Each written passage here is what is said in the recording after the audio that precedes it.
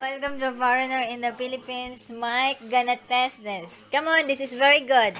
Okay, give it a shot, huh? Yeah. What? Just. You can do this and still make money. Ow.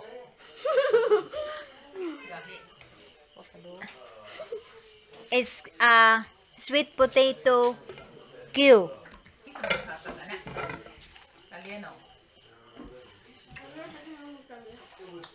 Not bad. Yeah, it's like a kamote Q. We call it kamote Q. That's pretty good.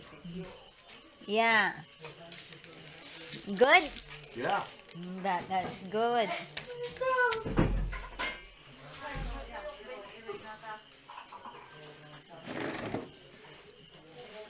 Mas maghuka. Tasty, Beth. Tasty. Yeah, we're having...